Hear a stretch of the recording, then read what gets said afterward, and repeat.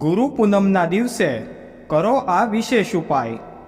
અષાઢ મહિનામાં આવતી પૂનમને ગુરુ પૂર્ણિમા તરીકે ઉજવવામાં આવે છે। આ વર્ષે ગુરુ પૂનમ 21 જુલાઈ 2024 અને રવિવારના દિવસે છે। અષાઢ મહિનાની પૂનમમાં ગુરુની પૂજાનું વિશેષ મહત્વ હોય છે। મહર્ષિ વેદવ્યાસનો જન્મ ગુરુ પૂર્ણિમાના દિવસે થયો હતો। ત્યારથી આ દિવસે ગુરુ પૂર્ણિમા ઉજવવામાં આવે છે। સાથે આ દિવસે કેટલાક વિશેષ ઉપાય કરવાથી વ્યક્તિને ભગવાન વિષ્ણુ અને માતા લક્ષ્મીની કૃપા પ્રાપ્ત થાય છે। તો ચાલો જાણીએ તે ઉપાયો વિશે।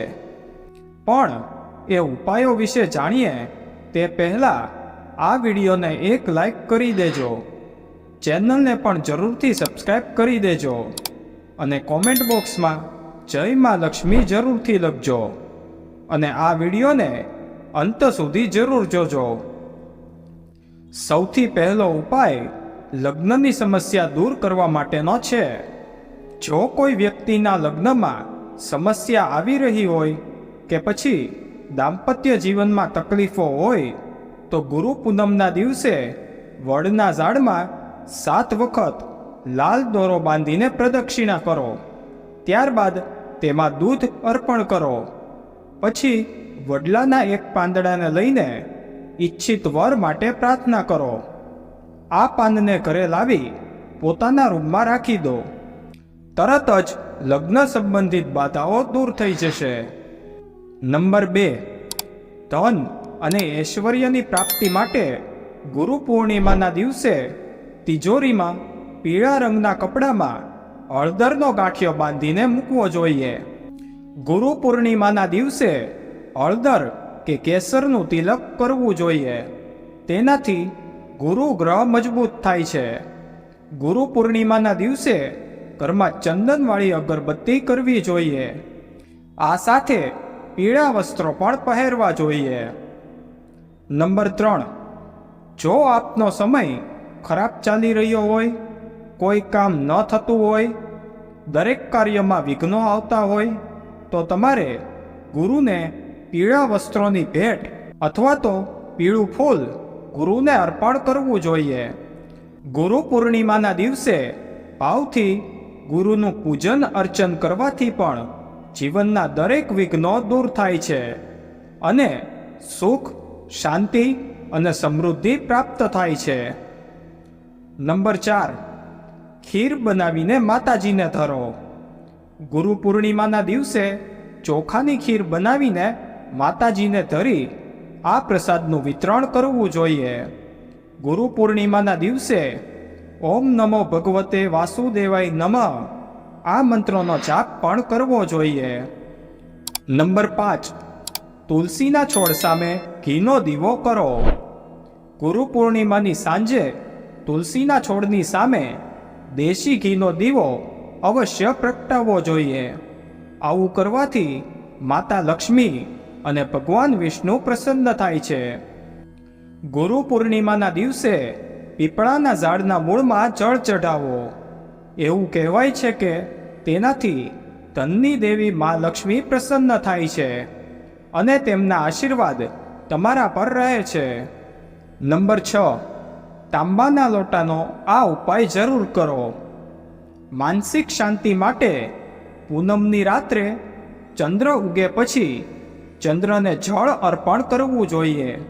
તેના માટે તાંબાના લોટામાં શુદ્ધ પાણી, દૂધ, સફેદ ફૂલ અને ચોખા નાખવા જોઈએ અને પછી ચંદ્રદેવના મંત્રોનો જાપ કરીને જળ અર્પણ કરવું જોઈએ। આ ઉપાય કરવાથી માનસિક શાંતિ મળે છે। નંબર 7, આ વસ્તુઓનું દાન અવશ્ય કરો।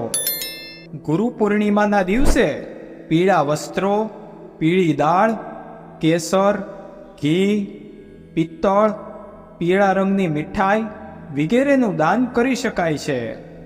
કારણ કે પીળા રંગનો સંબંધ ગુરુ ગ્રહ સાથે હોય છે। એટલા માટે આ વસ્તુનું દાન કરવાથી જીવનમાં સમૃદ્ધિ આવે છે। નંબર 8, કોડીનો આ ઉપાય જરૂરથી કરો. ગુરુ પૂનમના દિવસે માતા લક્ષ્મીને પ્રસન્ન કરવા માટે આ વિશેષ ઉપાય કરી શકાય છે. તેના માટે પૂનમની રાત્રે મહાલક્ષ્મીની પૂજા કરો.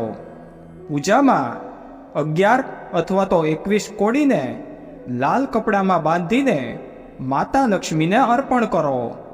પૂજા પછી આ પોટલીને તમારી તિજોરીમાં રાખી દો, અથવા તો તમે ઘરમાં જ્યાં પૈસા રાખો છો તે જગ્યાએ રાખી દો. આ ઉપાય કરવાથી ઘરમાં સુખ અને સમૃદ્ધિ આવે છે. નંબર 9, ગુરુ યંત્રની સ્થાપના. ગુરુ પૂર્ણિમાના દિવસે સવારે વહેલા ઉઠીને સ્વચ્છ કપડાં પહેરો. ત્યારબાદ પૂજા સ્થળ પર ગુરુ યંત્રની સ્થાપના કરો. ત્યારબાદ પ્રતિદિન આ યંત્રને અગરબત્તી કરીને પૂજા કરો. આમ કરવાથી ગુરુના આશીર્વાદ બન્યા રહે છે. સાથે જ ગુરુ બૃહસ્પતિની પણ કૃપા બની રહે છે.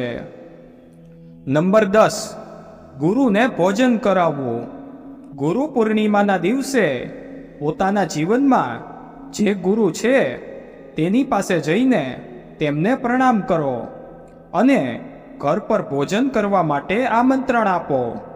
જ્યારે ગુરુ ઘરે આવે તો તેમના પગ ધોવો. સાથે ભોજન કરાવ્યા બાદ વસ્ત્ર અને દક્ષિણા આપીને વિદાય કરો. આવું કરવાથી ગુરુ ગ્રહ મજબૂત થાય છે અને જીવનમાં સુખ અને સમૃદ્ધિ બની રહે છે. જેમના ગુરુ નથી તેઓ ગુરુ ચરણ પાદુકાની પૂજા કરી શકે છે. નંબર 11, ગુરુ પૂર્ણિમાના દિવસે શ્રીમદ ભગવદ્ ગીતાનો પાઠ કરવો જોઈએ અને ગૌ માતાની સેવા કરવી જોઈએ. આ ઉપાય કરવાથી ઘરમાં સુખ, શાંતિ અને સમૃદ્ધિ પ્રાપ્ત થાય છે. કેસરના થોડા તાંતણા લઈને તેને ગંગાજળમાં બોળીને ગુરુ પૂર્ણિમાથી માંડીને 40 દિવસ સુધી તેનું તિલક કરો. આ ઉપાય કરવાથી એકાગ્રતા વધશે અને સ્મરણ શક્તિમાં પણ વધારો થશે. નંબર 12, વાસ્તુશાસ્ત્ર અનુસાર ઈશાન કોણ પર ગુરુ બૃહસ્પતિનું આધિપત્ય હોય છે. એટલા માટે ગુરુ પૂર્ણિમાના દિવસે ઘરના ઈશાન કોણ એટલે કે ઉત્તર પૂર્વ દિશાને સાફ કરો. પછી તેના પર હળદર અને પાણી નાખીને લેપ કરો. ત્યારબાદ ત્યાં ઘીનો દીવો પ્રગટાવો. આવું કરવાથી ઘરમાં સુખ અને સમૃદ્ધિનો વાસ રહેશે. નંબર 13, જો તમારા લગ્નમાં વિઘ્નો આવતા હોય અથવા તો વિવાહમાં વિલંબ થઈ રહ્યો હોય તો ગુરુ પૂર્ણિમાના દિવસે લક્ષ્મીનારાયણના મંદિરે જઈને 2 કેળાના છોડ અર્પણ કરો. વિવાહના યોગ ખૂબ જ જલ્દી બનશે. નંબર 14, જો નોકરી પ્રાપ્ત કરવામાં મુશ્કેલી પડી રહી હોય તો ગુરુ પૂર્ણિમાના દિવસે કોઈ સુમસાન જગ્યાએ અથવા તો કોઈ 4 રસ્તા પર જઈને સિક્કો જમીનમાં દબાવી દો. આ ક્રિયા કર્યા બાદ પાછળ ફરીને ન જોવું. નંબર 15, ગુરુ પૂર્ણિમાના દિવસે ઘરના વડીલ અને માતા પિતાના આશીર્વાદ લેવા જોઈએ. જેમનો ગુરુ પ્રભાવી ન હોય તેમણે ભગવાન શિવ, દત્તાત્રેય, વેદવ્યાસ, આદિ શંકરાચાર્યજી મહારાજ વગેરેના ફોટા સામે ધ્યાન કરીને પુષ્પ અર્પણ કરવું જોઈએ. તો મિત્રો, જો તમને આ વિડીયો પસંદ આવ્યો હોય તો વિડીયોને લાઈક અને શેર જરૂરથી કરજો. સાથે અમારી ચેનલને સબસ્ક્રાઈબ કરીને કોમેન્ટ બોક્સમાં જય માં લક્ષ્મી જરૂરથી લખજો.